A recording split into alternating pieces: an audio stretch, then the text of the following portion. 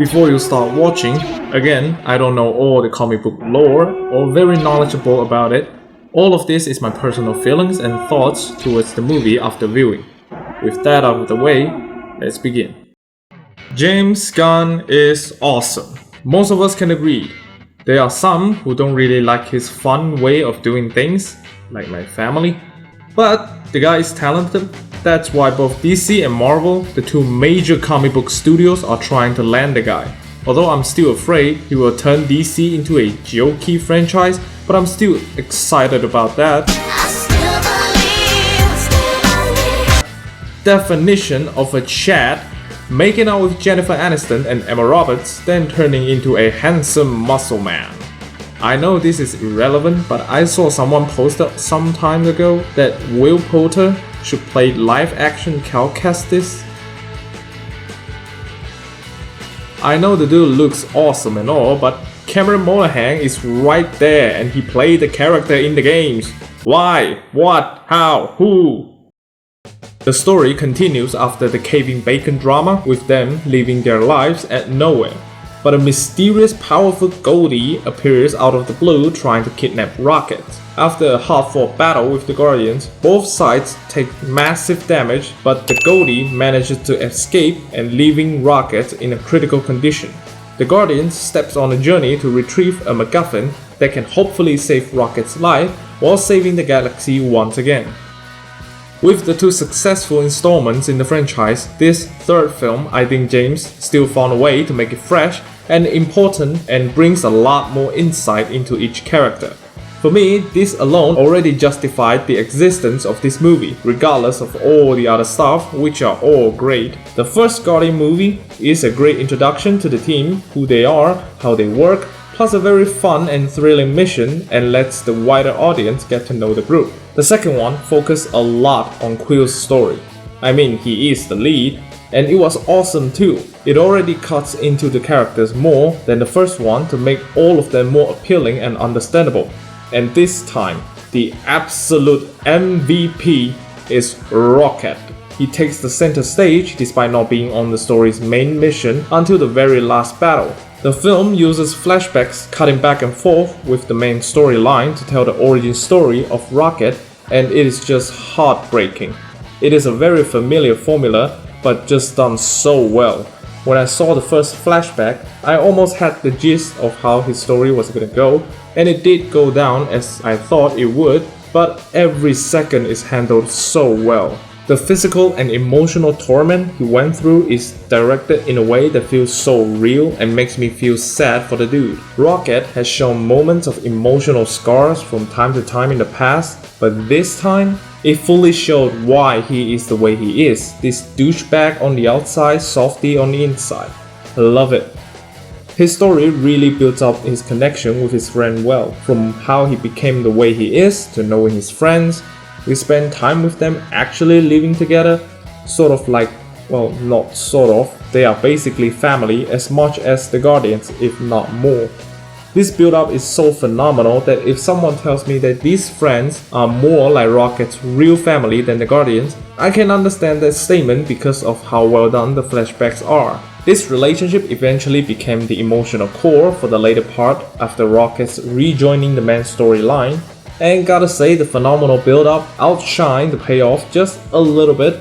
It is still awesome when he faces his demon again, but it kinda get watered down by the whole big working together beating up the bad guy with the Guardians. Like it becomes more of a Guardians payoff instead of Rocket's personal payoff. I know they are trying to tell the story that he found a second family with the Guardians, but I just hope he gets a more personal and powerful closure since this movie is heavily focused on him.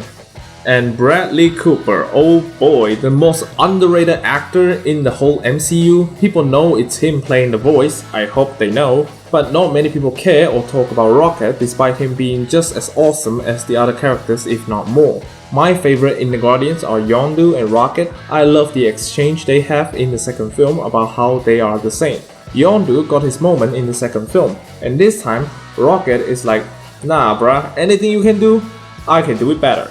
The whole movie dedicated to him, and Bradley Cooper absolutely kills it as always. I don't know how much Bradley plays in the younger version of Rocket, but the voice acting is amazing throughout the film, so I don't care. The other members also gets to shine a lot within the main storyline. The pacing is great and it divides the runtime very well among all the characters. Everyone feels equally important to the movie in terms of character development. The most prominent is of course Star-Lord. The main thing for him this time is how to navigate his relationship with the new Gamora. His story is complete and an enjoyable story. He starts out at his lowest point and slowly breaking the barrier between him and Gamora. I do my best to be my own man and go by the beat of a different drummer, and nobody gets me. And they're always putting up walls and I'm always tearing them down, just breaking down barriers. That's what I do all day. Their interactions feels genuine and romantic at points, which makes me believe from time to time why Gamora is slowly getting warmer towards him. And their ending is perfect. Not like some cheesy stupid rom-com, just two adults acknowledging the facts and both getting the closure that they need and move on with their lives. Love it. Drax, Nebula and Mantis feel more like a trio this time. They keep bantering off each other and this argument keeps revealing more and more about their characters and slowly bond them together, making them feel more like siblings. Nebula is the no-patient elder siblings, Drax being the idiotic but optimistic brother, while Mantis is the protecting sister. Their bonding arguments are always a joy to watch throughout the movie, especially the scene where Mantis reveals Drax's differences from the team. Love it. Groot is still Groot, the muscle of the group and occasionally being killed, although I never think he is killed. Sue me. But I am still confused when he talks. He just randomly drops new line from time to time during some important emotional moments. Like, does he talk normally or can he only say I am Groot? Those of you who read the comics or you know the answer, please let me know. It doesn't hurt, it enhances those scenes, but just slowly it started to lose its charm when you are doing it so frequently. Like in this movie, when he pops a new line, it makes me feel like it is trying to create a moment a little less genuine than before. The High Evolutionary is the main villain this time. Not gonna try that. The actor is absolutely amazing. I actually think his performance here amazed me more than Jonathan Majors as Kang in Ant-Man 3. Jonathan was better in Loki. He completely showcases the full range of the characters, from a calm, calculated genius to an egotistical jerk to a straight up cruel man, alien, whatever he is.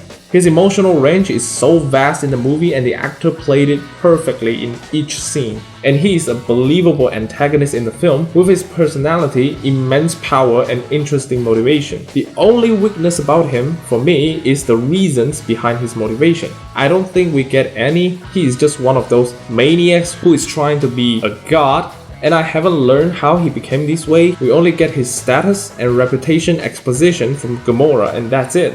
But having him as the perfectionist act as the counter to Rocket's doing the best with his imperfection really created an interesting dynamic, but as I said, I want the payoff to be a little bit more powerful. And he might come back again, I don't know, they didn't show him again after getting beat up, so that's Marvel for you, y'all. As Guardians usual, the movie is still so much fun despite the dark story from Rocket. Lots of actions, adventures, jokes, funny moments, full of heart. The most impressive for me is definitely the one-take corridor fight, because every movie needs at least one of them now, or else they can't call themselves an action movie, I guess. Thank you, Kingsman. Every action sequences in the movie is directed very well. I can see everything clearly, maybe just a little bit of excessive cuts during the Orgosphere fight scene. Kinda hard to focus where everyone is, but still very enjoyable. Nathan Fillion is there, don't know why. Let him play Nathan Drake, please. Overall, still a very good entry for the franchise. Great story, great direction, high production value, it looks great unlike some of the recent Marvel works. Great action, fun sequences, great characters, interesting angle to dissect them, great music, again just another good superhero film from James Gunn. So if you love the first two films, definitely check this one out. I think it at the very least is still as good as the first two. If you don't like the first two for some reason, try this one. The darker tone of Rocket's story might balance out whatever that you dislike in the previous films, although aside from the backstory, it is still as full-on Guardians of the Galaxy as the previous film. So, very interesting with how the movie ends. This is definitely a very unexpected take, especially now knowing that Kang is definitely going to be the new Thanos after watching Ant-Man 3. Very interesting in the Guardian story. Hope this is not one-off for Rocket as the leading man, although I don't see him being a lead for long, as they are not gonna just throw away Chris Pratt. The OG Avengers are mostly gone. Yeah, mostly is generous, and they haven't really built up the new kids yet. They are still currently trying to push the less prominent main old characters to take over. But still, my love for the MCU has rekindled a little bit with Ant-Man 3, and this one definitely gave me a good time. And lastly, I just want to point out, is Adam Warlock supposed to be this jokey, funny dude who just looks like an idiot all the time? Please let me know, those of you who know the answer to that. I can't really switch my mind to that. He was so ominous and just why? I would say the second best trilogy in the MCU aside from the first three Avengers. Love it. Move along.